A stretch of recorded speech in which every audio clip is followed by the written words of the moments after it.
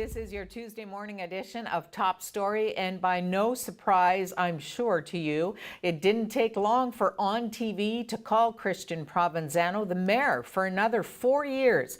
Provenzano took the lead in polls right after they closed and never dropped it.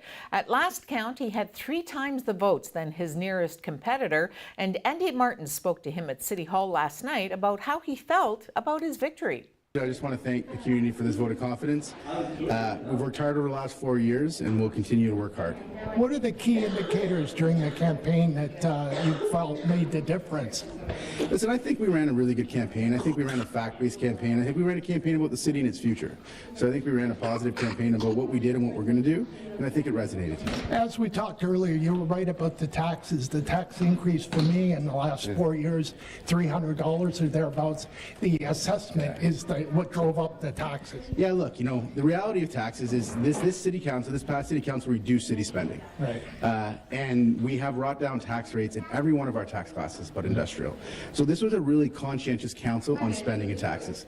So I never thought that argument was going to fly. Right. I never thought that people would think the opposite, because that truth was we were really conscientious about it. But the reality is assessment makes a big difference, and we have to focus on that. So this next council, I'm sure, will continue to work on the issue.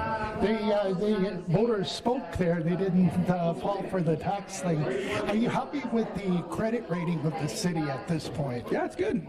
Yeah, they've indicated we have good budgeting processes, and we're doing a good job there. We got to keep it at it. We got to make sure that life is affordable for people. We realize that. It's not lost on us. And the transparency issue, was where you want to go with that? I don't think there's a transparency issue. Like, this council has a new code of conduct. This council has an integrity commissioner. This council put in place a process whereby we record our closed sessions. If you're there just is no transparency. Rory Ring came the closest to Provenzano number-wise last night, although at a distance. On TV spoke to Ring about his campaign and the voters' choice for the next 4 years. Yeah, I mean, that conversation happened even before my arrival here in Sault Ste. Marie, and it is on our membership's names, and it was in the conversations that I had with people throughout the community, and not just business people, but also those people who are employed by those businesses. So, you know, that conversation still has to continue on. Now, I know 4 years is a long time away, and certainly Christian has said that this will be it for him. Will you give it another try in 4 years? You probably should ask Michelle that question, not me. So, you know, I just need to get over this last 2.5 months. So, John, you. Yeah. Your first time running for elections in any office. Where's he from? Was it what you expected? That's a good question. You know, so I came in this with really kind of no expectation. We knew it was going to be a battle. I mean, that's obviously you have to go into you know, an election with that in mind. You know, given again an incumbent and a different style of leadership, so we knew it would be a battle, and you know. There were some curveballs, absolutely, right? I mean, that's just part of the game. So, you know, we continue on, and, you know, I haven't seen what the final numbers look like, of course, but, you know, it was a battle well fought.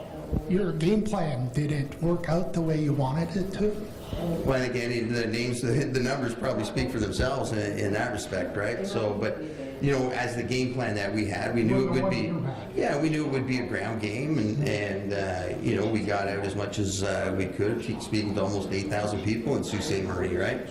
But that's 8,000 and 55,000 voters. So, you know, the game plan, would I change it? No, I think I would continue to do that. And even if I was on the right side of that number, I would be making sure that I'm talking to the citizens of Sault Ste. Marie as a leader. I think you have a responsibility to communicate to your citizens. So the information that you received from those 8,000 people over the last 8-10 weeks, whatever, obviously you can take some of that back and use that in your role with the Chamber of Commerce. What message did they send you, loud and clear, that you can use best in your role as Chamber of Commerce? Well, I think, you know, overall. And after all the votes were counted, it looks like there's a healthy balance of incumbents and newcomers to sit for the next 4 years at City Council. We have more news coming up on Top Story. Stay tuned.